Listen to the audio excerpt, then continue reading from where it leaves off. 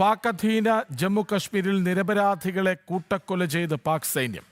തിങ്കളാഴ്ച സമാധാനപരമായി പ്രതിഷേധിച്ചവർക്ക് നേരെ പാക് സേനാ വിഭാഗങ്ങൾ നടത്തിയ വെടിവയ്പിൽ 17 പേർ കൊല്ലപ്പെട്ടു.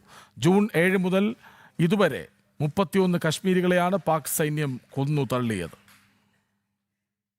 ഭീകരവാദത്തിന്റെ വിളനിലമായ പാകിസ്ഥാന്റെ യഥാർത്ഥ ക്രൂരമുഖം സ്വന്തം അധീനതയിലുള്ള മേഖലയിൽ വീണ്ടും വെളിപ്പെടുന്നു. പാക് അധീന കാശ്മീരിൽ തങ്ങളുടെ അവകാശങ്ങൾക്കായി തെരുവിലിറങ്ങിയ സാധാരണക്കാരായ ജനങ്ങൾക്ക് നേരെയാണ് പാകിസ്ഥാൻ ഫ്രണ്ടിയർ കോർപ്സും പാക് റേഞ്ചേഴ്സും മൃഗീയമായി വെടിയുതിർത്തത്. തിങ്കളാഴ്ച മാത്രം 17 നിരപരാധികളായ പ്രക്ഷോഭകരാണ് പാക് ഭീകരസേനയുടെ വെടിയേറ്റ് മരിച്ചു വീണത്. കഴിഞ്ഞ ജൂൺ 7 മുതൽ ആരംഭിച്ച പ്രക്ഷോഭങ്ങളെ ചോരയിൽ മുക്കിക്കൊല്ലാനാണ് പാകിസ്ഥാൻ ഭരണകൂടം ശ്രമിക്കുന്നത്. ചുരുങ്ങിയ ദിവസങ്ങൾക്കുള്ളിൽ പാക് സൈനിക ആക്രമണങ്ങളിൽ കൊല്ലപ്പെട്ടവരുടെ എണ്ണം 91ആയി ഉയർന്നു. ഗോതമ്പ്, വൈദ്യുതി ക്ഷാമത്തിനും രാഷ്ട്രീയ അടിച്ചമർത്തലുകൾക്കുമെതിരെ ശബ്ദമുയർത്തിയ സാധാരണക്കാരെയാണ് വിദേശ ശക്തികളുടെ ഏജന്റുമാരായി ചിത്രീകരിച്ച് പാക് സേന കൂട്ടക്കൊല ചെയ്തത്. ഭാരതത്തിലെ കാശ്മീരിൽ ജനാധിപത്യവും വികസനവും പുലരുമ്പോൾ പാക് അധീന കാശ്മീരിലെ ജനങ്ങൾ പട്ടിണിയിലും സൈനിക ഭീകരതയിലുമാണ് ജീവിക്കുന്നത്. സ്വന്തം ജനങ്ങൾക്ക് നേരെ അത്യാധുനിക ആയുധങ്ങൾ ഉപയോഗിച്ച് വംശഹത്യ നടത്തുന്ന പാകിസ്ഥാന്റെ നടപടിക്കെതിരെ അന്താരാഷ്ട്ര തലത്തിൽ കടുത്ത പ്രതിഷേധമാണ് ഉയർന്നു വരുന്നത്. പാക് അധീന കാശ്മീരിലെ ജനതയുടെ